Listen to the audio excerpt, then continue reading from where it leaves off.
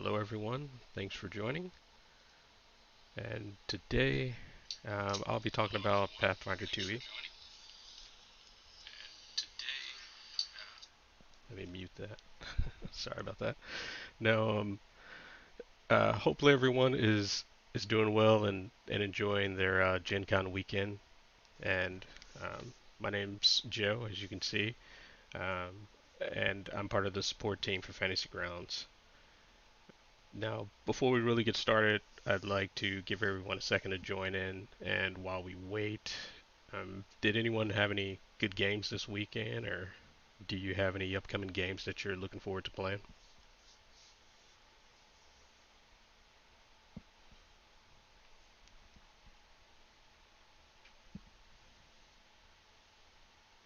All right.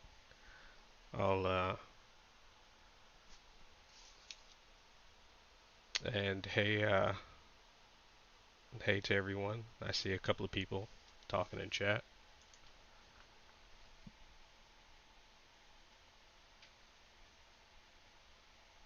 All right, follow Plaguestone. I've played that. That was a fun time. I would just wish it would have lasted longer. I wish the GM would have kept going with it, but he just ran Fall of Plaguestone and then he stopped. So, I played a sorcerer.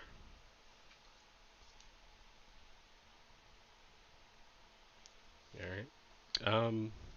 Well, while I'm waiting for other people to throw in uh, talk in chat, so I'll tell you a little bit about myself. I started playing tabletop games back in the '90s with Vampire the Masquerade, and since then I've run D&D 5e, FFG Star Wars, Genesis, Starfinder, Vampire 5th Edition, and the Alien RPG.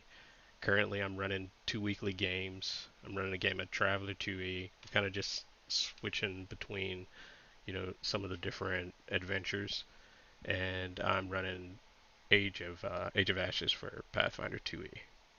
So that's what I have going on right now. And today, I'll be talking about Pathfinder 2e. Um, so, some people might wonder, for anyone who's new here or people who are just now seeing Fantasy Grounds for the first time, how do you get Fantasy Grounds? Well, we have two options. You can either get a subscription or you can purchase a license. We have two different types of license. There's a standard license and an ultimate license. The standard license, you can host games for other people with standard license. Now, if you purchase an ultimate license, your players can join your game for free using the demo version. And when I first started, that's pretty much what I did, Ultimate License, just so anybody could play in my games and they didn't have to pay anything. And you really don't have anything to lose by trying Fantasy Grounds out. We have a 30-day, money back guarantee. 30 days, it's not for you, then you can ask for your money back. So, and and while I'm going over everything in Pathfinder, if you have any questions, just type it in the chat. I'll check it, here and there to see if anybody has anything. If I'm going too fast over anything, or you have any particular questions, just let me know. Now, I guess give me a second and I'll switch over to my Fantasy Ground screen.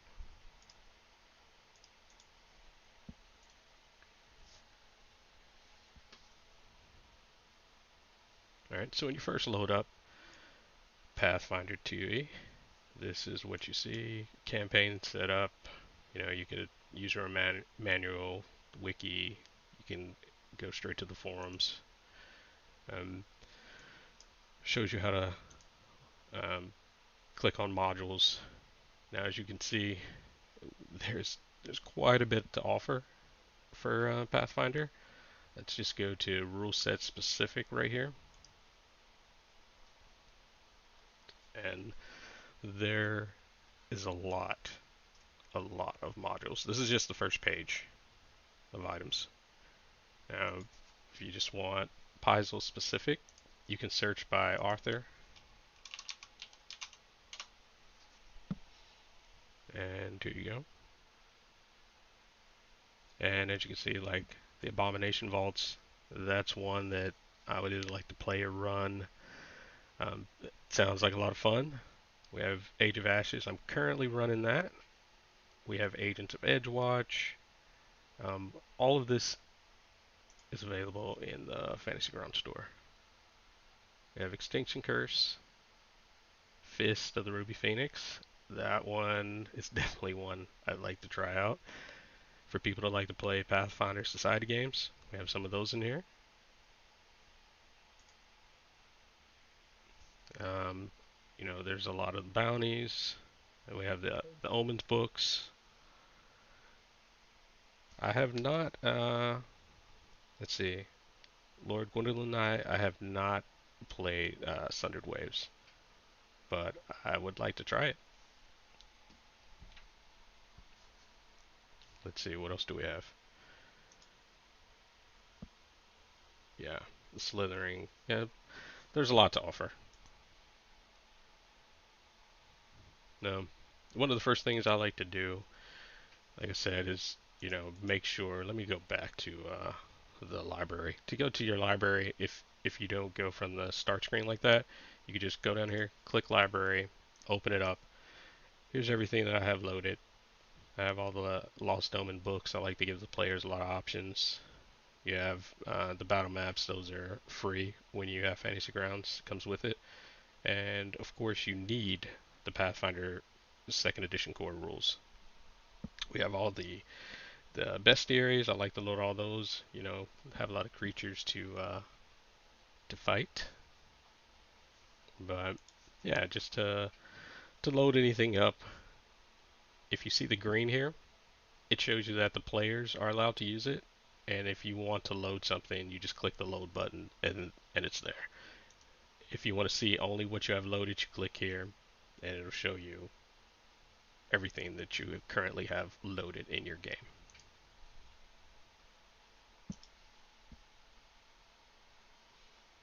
And so another thing I'd like to say is that if you own the PDF version of a Paizo book, you're eligible for a discount equal to the price of the PDF when you buy any of the modules in our store. So for example, if the Paizo PDF is like 19.99, then you'll get that 19.99 off of the module in our store. And it also works the other way around. So if you buy the like the core book from us and you don't have the PDF, you can go to Paizo and then you can download the PDF. Paizo is the only one that we have that deal with. But just make sure that you sync your Paizo account to the Fantasy Grounds account so that you can get that discount. And also, I'll note it doesn't work for society games. It's just like the core books and the big adventures. So now some of the options that I like to have in here. Go over the options. For me, I like to have the GM to show the roles because I want players to see the roles that I have. And let's see, where's that GM? Show GM roles on right there. So what that does is pretty much, roll and it shows it. Now, if I don't want my players to see it, I go over here, drop it in the tower, and it's hidden from the players. You could just roll it a few times so your players are kind of wondering what you're rolling for, even if you're not rolling for anything. And to make sure that your dice tower, you want to make sure that it is on. Also like to have auto NPC initiative on. And let's see, where's that? Combat. Right here. On.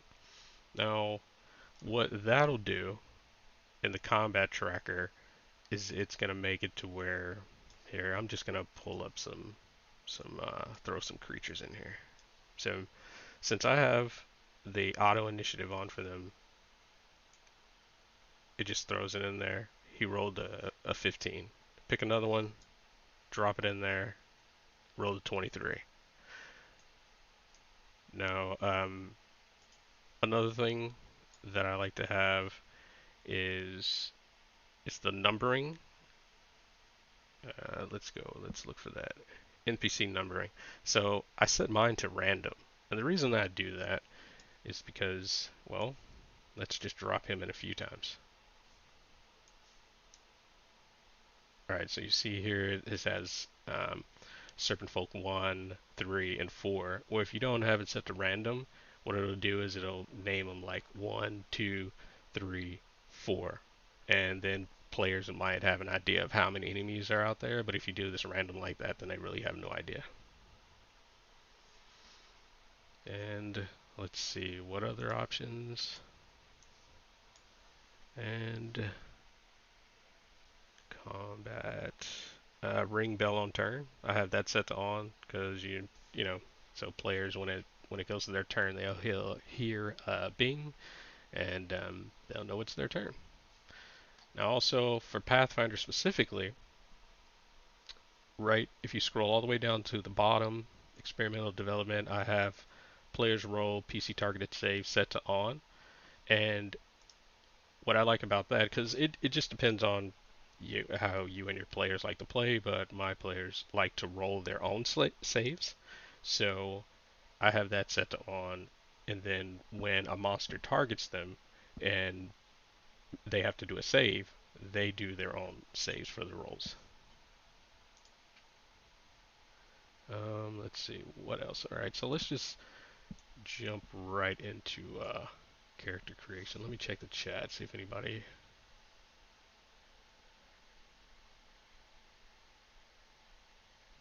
All right. So I'm not sure what is Vismax and Vismod. Is that the lighting? I'm not sure about that question, Bruno. But I'll get into the lighting. Sorry, character creation. Now the first thing I did was, right click, create a new item. And, your character pops up. And then in Pathfinder 2e, when your character comes up, you have this tracker window. Now let's say you close it, basically how you go right back to it, you click this tracker right there. And I'm going to name this guy Dave the Barbarian. And assets, I'm going to pick a picture for him.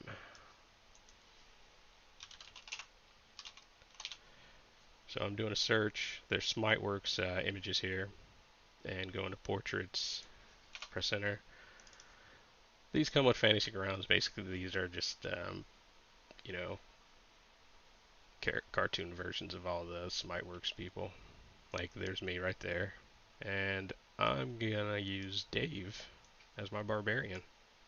And you can catch Dave on Fantasy Grounds Friday at 5 p.m. Eastern. And he'll be talking about general Fantasy Grounds content. And sometimes Dave will have like various people, various guests from the industry. It's just a good place to, see some updates and what's going on with Fantasy Grounds. And that's every Friday, 5 p.m. Eastern. Alright. Now, let's go with Ancestry. As you can see, you're just going to click here and all your options are just going to pop up in this box right here. So the first thing pops up, what ancestry are we going to go for? Let's go with, I want to make him a dwarf. And for Dave, I'm going to go with Forge Dwarf. Now you see here there's some automation. And so everything here, you have your description, the different features. Like this grants you fire resistance equal to half your level, minimum of 1. So when I add Forge Dwarf, it's automatically going to add that to my character sheet. And I'll show you that in a little bit. So here we go. Add the Forge Dwarf. Now, choose one ability from the list below to increase. He's going to be a barbarian. Let's go with strength. Now, everything that I did is in this box here. It has all the data, and it starts from the bottom up. So I scrolled all the way to the bottom, and then we're going to go up and see the things that it added. So, and it's basically just walking you through character creation. Everything in bold is pretty much something that you just to take note of. Anything in red means that you have to do something. So like here it shows that we added a dwarf to the barbarian. Ancestry data clan dagger was added to Dave. Go to inventory, automatically added it there for you. Bonus languages were added. Let's go to notes. Yep, he knows common and dwarven. His size looks like it was already added there. Speed 20. Go to the main tab. Speed 20. Done. Let's see. What else we got in here? Just look at all this. It's automatically done for you. Character creation. Now we have this red part. Add one ancestry feat. You come up here, right here, and click ancestry. And let's see. I'm gonna go and say that he knows a lot about dwarven lore. Just add it to his character sheet, and that would be in the abilities tab. Let's see what else we have here. Now, let's check out backgrounds. And for Dave, you know what? I'm going to say that he used to be a prisoner. And let's go ahead and add that. And I'm going to make him a barbarian, so I'm going to go with strength again. And constitution.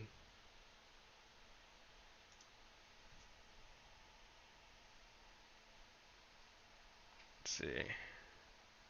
Yep. Everything was automatically added there. Alright, so it says it made him trained in lore underworld. And skills stealth was trained. So let's go over to skills and see if that was done. Clicking on the skills tab here. Lore underworld is trained and stealth is trained. Now, next, now we're gonna pick the class. I said I was gonna make him a barbarian. Here we go.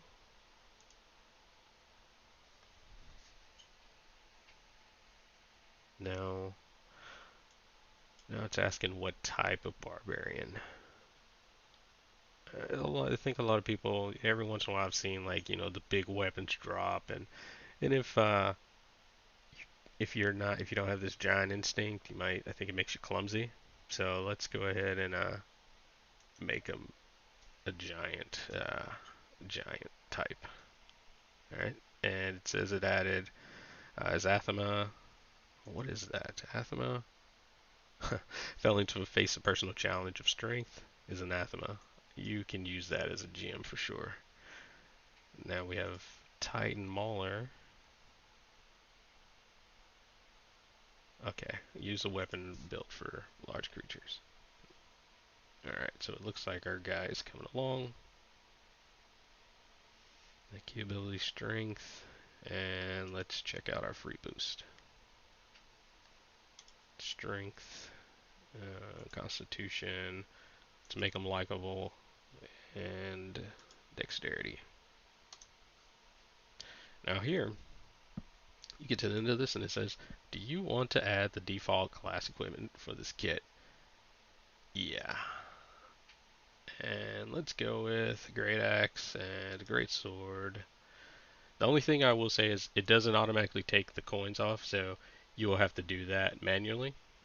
You just have to remember to do that. And I'll show you when I go through the character sheet. I'll show you how to do that. And let's go with OK. Inventory. Now I took all the starter stuff, and as you can see, the backpack It has all the items here. Clan dagger from earlier, grappling hook, great axe, the great sword that I picked. He's got hide, armor, javelin, and it's already equipped. And you can see in the actions tab, all the items are equipped there and ready for you to use in combat.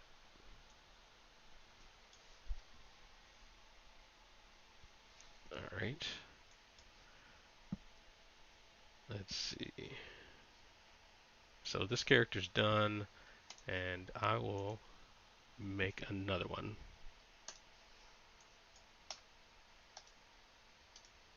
Except this time I'm going to make a caster. Now, let's make it Joe,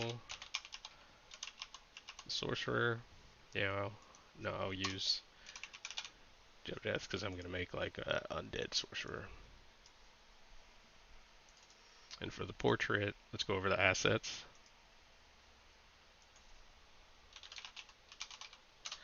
Use some of the Smite works. Like I said earlier, these all come with Fantasy Grounds. And there we go. I chose the Necromancer portrait. Now, first things first, we have Ancestry. And I'm going to make Android. And also over here, if you look on this column, it tells you which books everything comes from. Like this, the Android Ancestry is from the Pathfinder Lost Omens Ancestry Guide.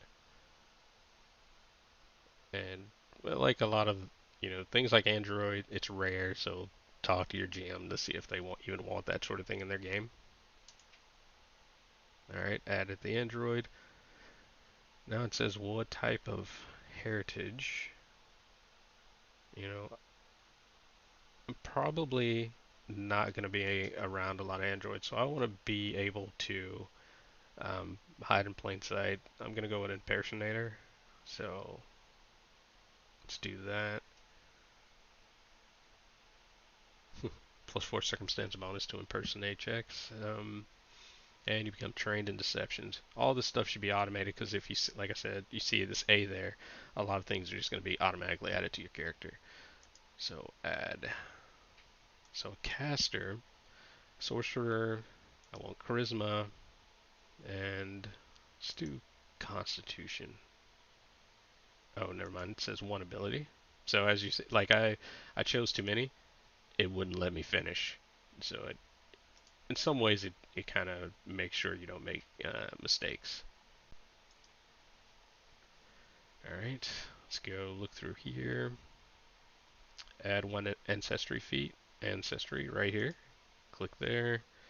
And let's say he knows a lot about androids. Because he is one. An ancestry feat.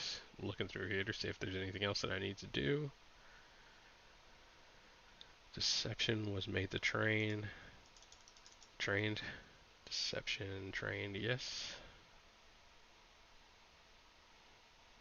And alright. All that. Now let's look at backgrounds for our sorcerer.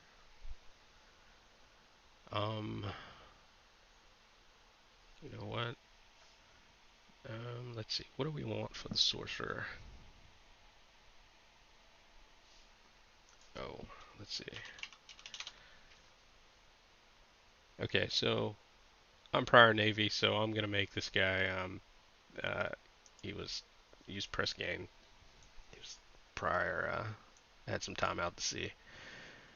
Let's go with wisdom for the background ability, and free boost charisma.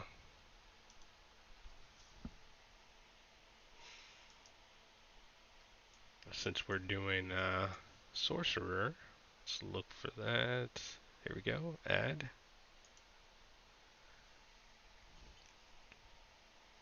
See if there's anything else in red down here. All right, we already did the ancestry feat. Right here. Train Joe Death the Sorcerer in a total of 3 skills. Add 1 more train skill. And if you increase your intelligence. Alright, let's show you how to do some skills. Oh, never mind. I see bloodline popped up over here, and I'm gonna make him undead.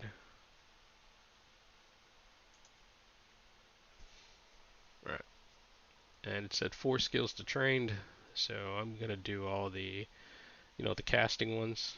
Just click here, trained, and you can see it went up +3, and here's the total +4. What else we got? He's a necromancer, so maybe intimidation. Okay, arcana, and one more, diplomacy, and that's it. Hero point. Every game starts out with one. Let's give him his hero point.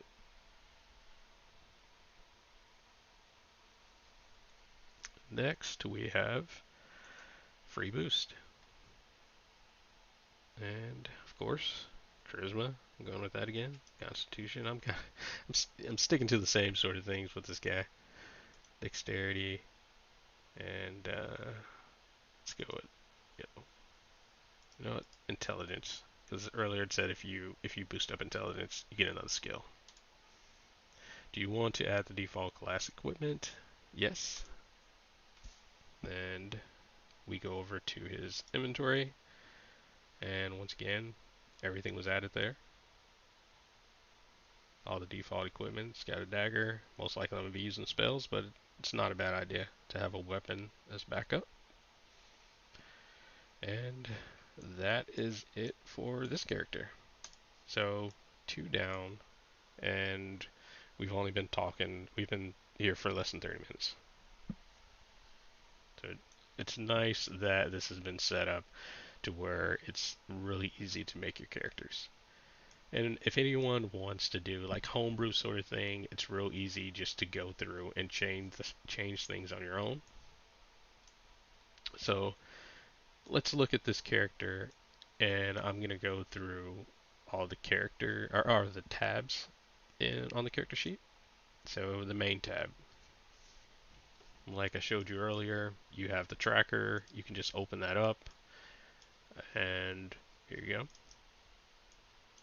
You have your name. You can manually add hero points. If your player wants to use a hero point, all they have to do is double click here, and it shows you over here in the chat that they used a hero point so that they can do the reroll, or if they're dying, come back up, or any other thing that you're going to use hero points for. Your ancestry's here. This symbol here, you can click on it, and it opens up and it gives you information about, like, for example, this is your ancestry android, and it gives you a lot of information about the android. And if you click on another tab, shows you even more. You can delve even deeper into the android. Now we have sorcerer right here. If you click on that, it shows you how much XP you have and how much is needed. Pathfinder 2E is 1,000. That part you can manually put in. Here we go. Also, you have, like, it shows you all your characteristics. You can change, let's say you get an item and it adds to your strength. You can just change here. There you go. It's added. And put that back to normal. You can also hover over anything that you see the plus symbol on. You can hover over it. And if you hold control and scroll the mouse wheel, you can manually change these values. For example, like right here, it shows your speed is 25. You get some boots or something that makes you faster. Gives you 5 plus 5. There you go, 30. Well, let's put him back to 0. And that's control mouse wheel.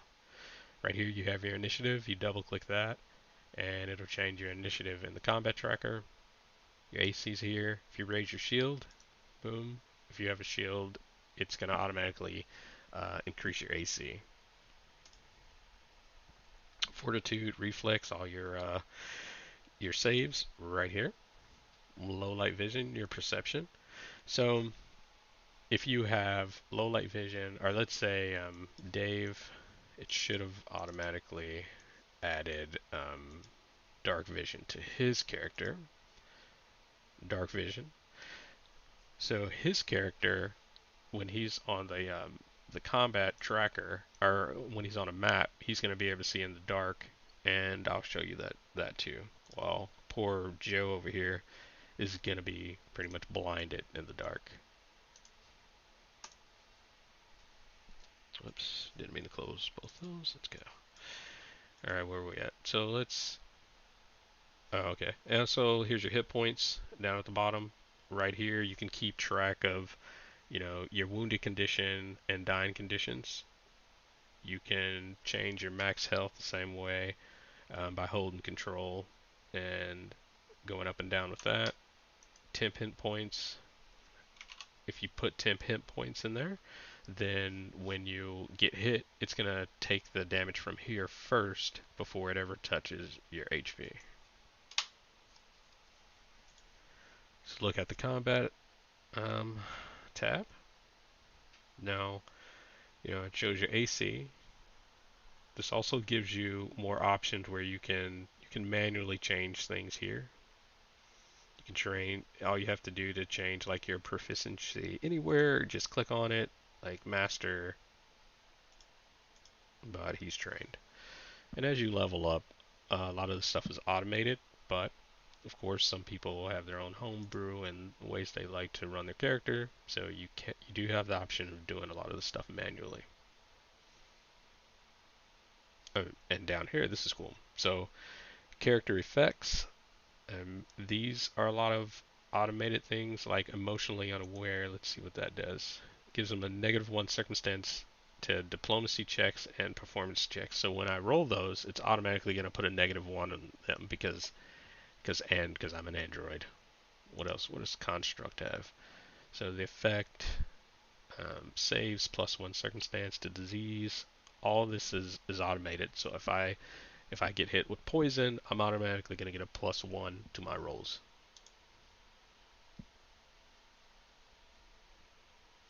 And right here it shows simple weapons. I'm trained, unarmed attacks, +3 bonus.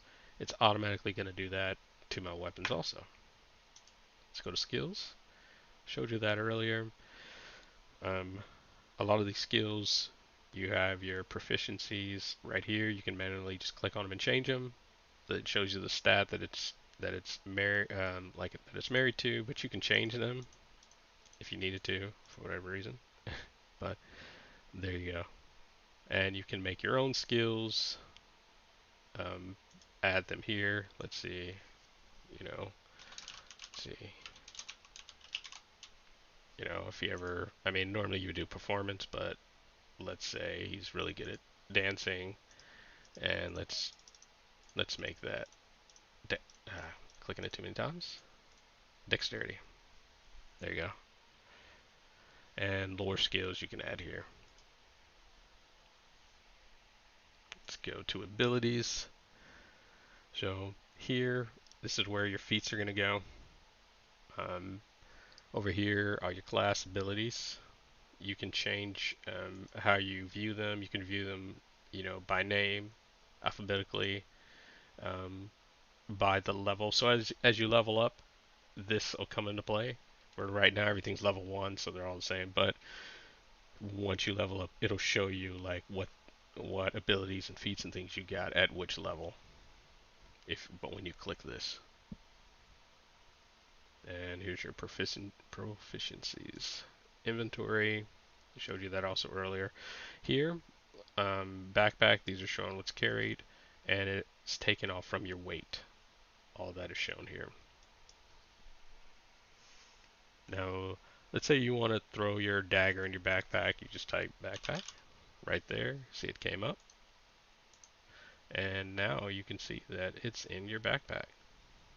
And here, your total bulk is 1.6. But let's say you found a dragon's hoard. He was gone, and you're taking like a lot of plat, right? Well, okay, that's a little bit too much. Let's go with that. You can see like your bulk went up. Let's do 1,000. See how much that does. Yeah, so as long as you keep adding, it's going up. Now 102. That's ridiculous. You can't carry all that. But if you don't want money to have weight and you don't want that affect that, you click this symbol right here, the magnifying glass. It opens up this window. You click that, and you can see right there that it doesn't affect the bulk at all. And also, here you go. This shows whether you're wearing something. This when it's like this, not carried, it won't count against the weight at all. Um, and carried, but I want it to be equipped with that symbol right there. Here you have your notes. And one of the things I like about Pathfinder 2e, so here, let's say you're neutral good. If you're attacked with something that doesn't affect neutral good or only affects neutral good, the system, some of the weapons they're programmed and spells they're programmed to know your alignment to change based off your alignment. So that's neat. Languages. This is pretty much in all Fantasy Grounds rule sets, but let's say if I go over here in the chat and I change it to that language and I talk, Joe Death the Sorcerer is going to actually understand the language. Let's see. Let's go to Actions tab. Now the Actions tab in Pathfinder 2e, you have, your first action, 2 and 3. So when your first action attack, you see you roll it, it's a +5. And then on your second attack, it's already set up for you. It already changes the bonus to the roll. And then for the last one, he'd be at -3. Now, one of the things, now that we're on the Actions tab, we have a caster. The spells were not automatically added. So what I'll do is I'll go over to the spells, and let's pick some spells for the Necromancer. Let's give him a Chill Touch. Drop it on the cantrip spot right there. And Daze. There we go. Give him Guidance. And Shield. There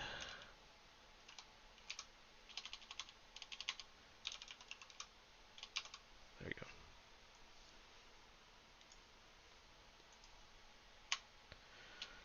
First level spells. He's a sorcerer, so but undead. So I want him to have fear. Well, he should already have harm. Some things, as far as like your spells and things, you'll have to manually add. So he would have harm. And let's give him Ray of Enfeeblement for all those strength-based enemies. Alright, here we go. Now, another thing, like we've made our characters, character sheet, once you've got your character how you want to drop them. Let's delete all these enemies. So you can delete everything at once, delete only the foes. So it just took all those enemies out of there. But you always want to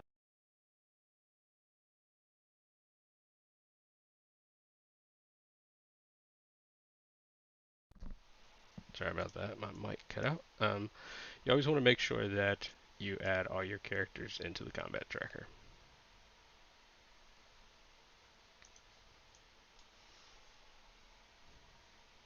Oh, another thing I want to show you, leveling up. So let's go over here, let's open up this tracker.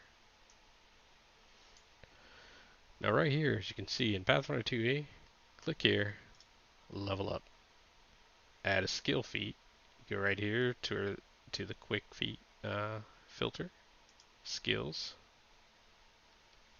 that opens up, and all these all the skill feats are just right there for you. So I'm just gonna randomly pick one. Oh, you know what? I said he was like a prisoner before. I'm gonna give him pickpocket. It's not your typical barbarian. And a barbarian feat, so class feats. Click that. And oh, and it does it by level 2, level 1, level 2. So before, if I would have had a class feat, it would have only showed me level 1, but now that I leveled up, it shows me the second level feats also, which is neat. So if you make level 3, it's going to show you all the level 3 feats. Now let's just give him, again, Furious finish.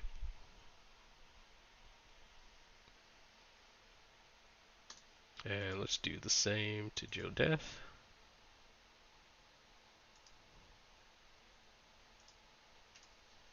Let's level him up. Sorcerer feat. Let's go to class. Let's give him actually counterspell. That's nice. And let's go over to what else we got. Skill feat, skill. Give him catfall. All right. That's all good. And we went over the character sheet.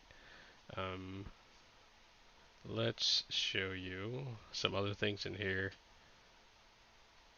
Let's look at. So we have the party sheet. Here's another area that you want to make sure you add the players from the character sheet. Make sure they're in the party sheet. Now, when you add them to the party sheet, one of the things that's going to do is it's going to make it to where you can, award them XP. So let's show making an encounter. Let's go open up the bestiary.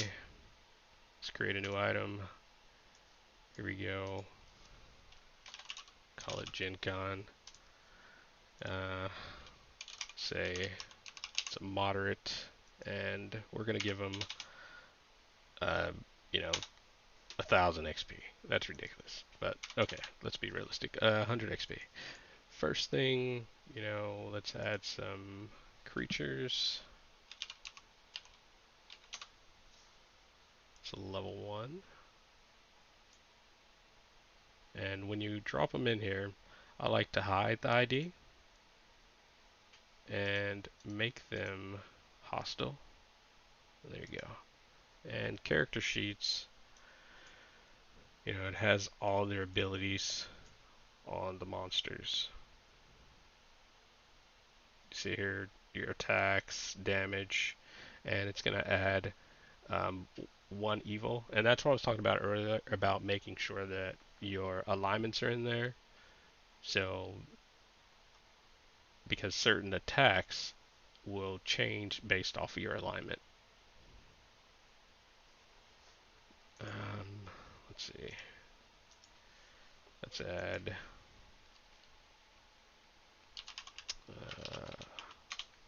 Fire Wisp.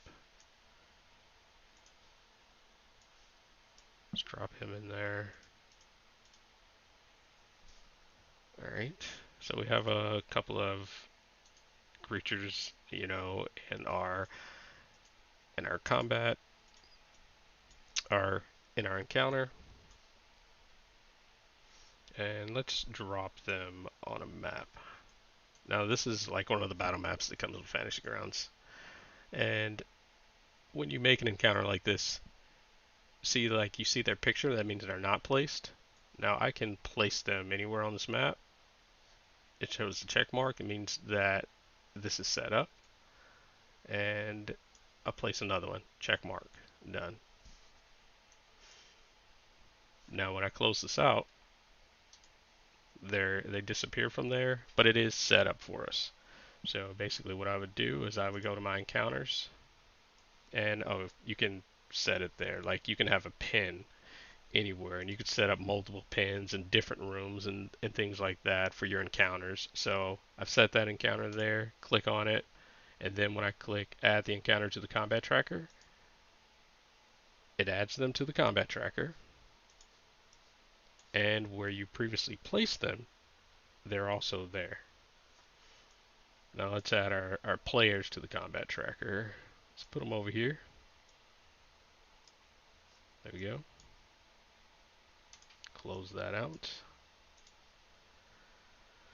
Now, right here, hold on, maybe I went too fast with that. So you want to unlock your map, and this gives you options like viewing options first off.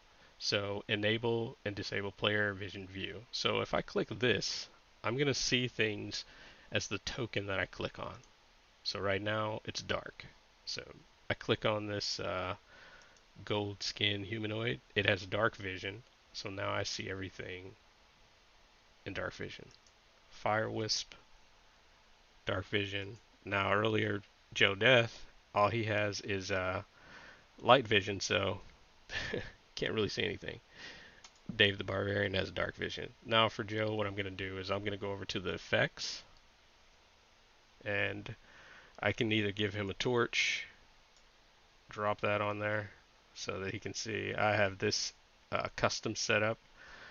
You can set up custom effects, as many as you want. You just right click, click new, and then type out what you want, like right here, capital, vision all in capital, and then, lower caps, dark vision. And if I drag and I drop that on any of these characters, they'll have dark vision. Let's delete that one. Now, one of the things I'll show you about Pathfinder that I like. So let's click over here. Now, it shows your all these immunities. He's immune to bleed, fire, paralyze, poison, and these are all automated for you. All the creatures in the bestiary, they are automated, so you add them in there. You don't have to do any of the programming. Right here, like this one has persistent fire, so let's have him in the combat tracker. You can drag and drop this target onto the token, or you can just scroll down to whoever you want it to attack, and like I'm gonna have it attack Dave. So you see Dave is targeted. Now if I roll, automatically it hits. Now you also have the multi-attack buttons up here for Pathfinder. Multi-attack 2, it's automatically going to do it for you. And critical miss. And third attack, you roll critical miss. But, the first one he hit. Let's go ahead and knock that damage out. Now, when I roll this damage, you see here it says damage 1d4 fire plus 1 persistent fire. Gave him the damage. We go down to Dave. And you see he was resistant to fire, which was automatically added there. 2 damage. He only took 1. It's automatically set up there. Now, he has an effect on him. He has persistent fire damage. So let's go down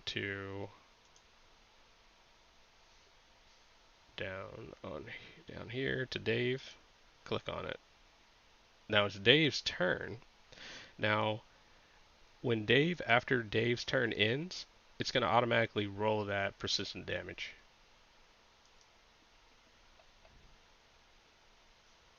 And there you go. Rolled the 4. And, oh, okay. 1 fire, DC 15. He failed his, he didn't get a 15 on his roll, but he got 1 damage. But since he is immune to it, at least, or he has 1 fire. Let's show that over here. He's resistant to 1 fire. He didn't take any damage because he only took, he was only hit with 1 fire damage. So that's one of the neat things about this. Now, We have like 10 minutes left. I haven't seen any questions in the chat. If you have any questions, just let me know because I'll be wrapping it up here soon. Let me show you like something bigger. Let's see.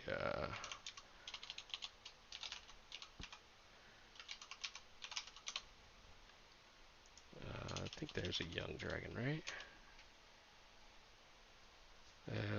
Yeah.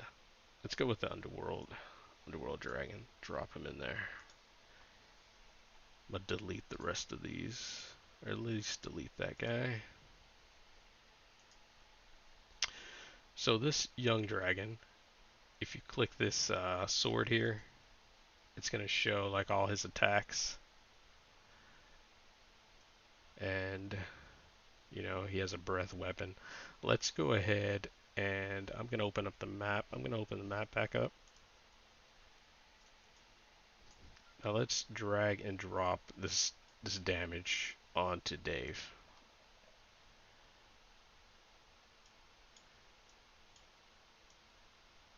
Now it shows it was partially resisted. That's because he has that one fire resistance. But yeah, he took all the rest of the damage. Now, once again, we go back to Dave, and he has persistent one fire.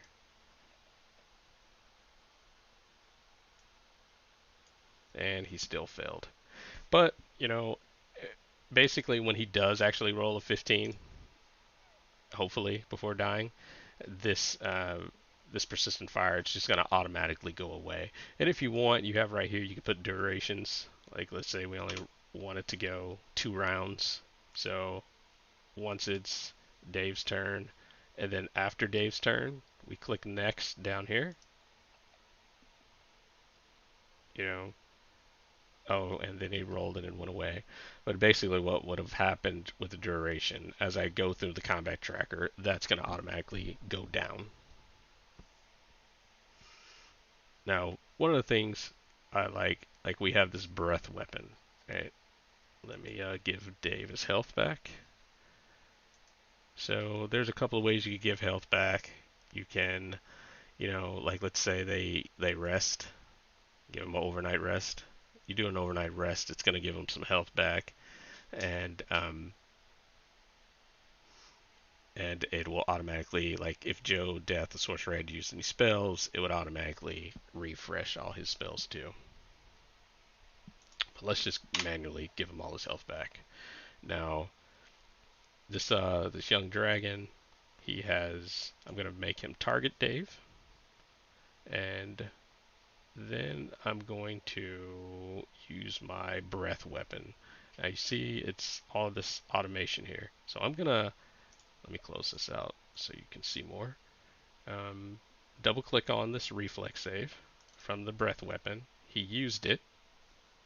Now what it did, it added this PC roll reflex on Dave's character sheet. So now Dave is prompted to do his reflex save. So I'm open up Dave's character sheet, and I'm going to do a reflex save. And he failed. So because it's a failure, it's automatically gonna do just the full damage when I roll this fire damage. See, did the full damage.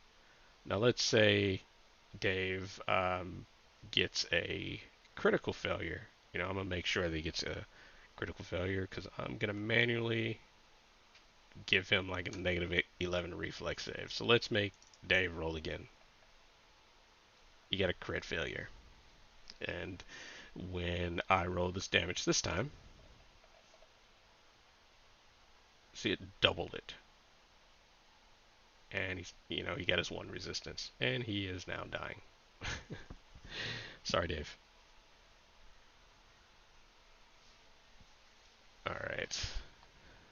Alright, well, if there are no questions, I don't see any. I'll give you guys a second, but if there aren't any more questions, I will end stream unless you guys want to see anything else. Anything else you want to see in the Pathfinder 2e rule set?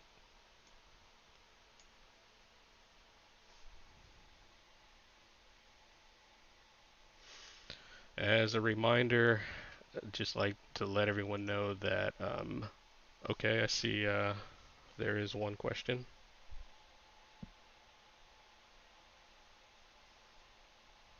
Go ahead. Sevenster77.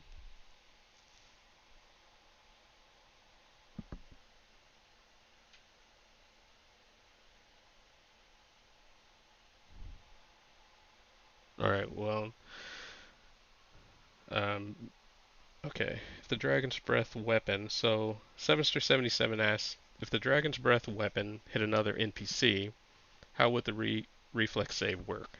All right. So if I'm understanding you right, let's get this guy out of the way. Now let's target, both of them. You can target two people, so I'll target both of them, and I'm gonna give Dave like super will save, and let's give Joe a terrible reflex, right? So when I do the breath weapon, here we go. So it tells me it was already this was already added to Dave, so it didn't add it twice. It didn't prompt him again. Now, um, but it is on him. Let me look and see what the courts say. There was an enemy goblin, an NPC that got caught in the blast. Oh, okay. So yeah, I can add an NPC. You know what? Let me throw a goblin in there too. So the goblin's also in the way, and this dragon also. So you see, I have Dave targeted, I have Joe Death the Sorcerer target, and I have Goblin and the Goblin target. And the breath weapon, click on that reflex, and if you look up here, you see that it's also added to the Goblin. So Dave needs to make his reflex save. Well, the Joe's already up. Let's have him roll his reflex save. All right, critical failure, double damage. Let's close him out. Now, reflex save for Dave the Barbarian. He only had a success, so it's going to do half damage, but I want him to get a crit. So let's roll that again for him. Critical success, so he won't take any damage. Now let's just roll the goblin. I'll open up the goblin. You as the GM will have to roll that. His reflex save. And he got a critical failure. He's going to get double damage. And now that everyone has rolled their saves, we're going to go down here to the dragon, and we're going to roll damage. And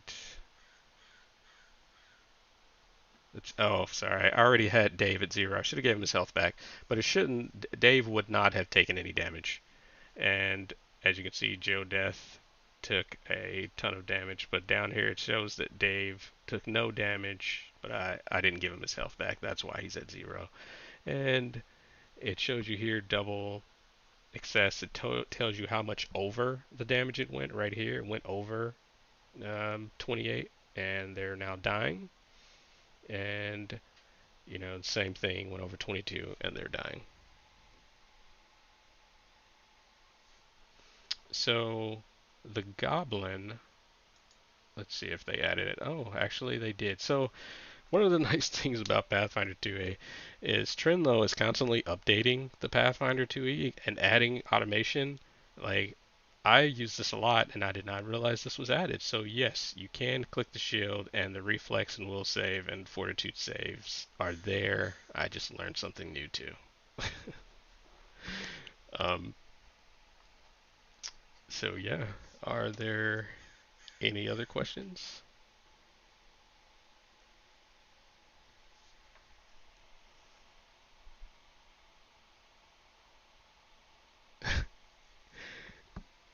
Yeah. Uh, Trenlo isn't real. He is AI. Yeah, he's amazing.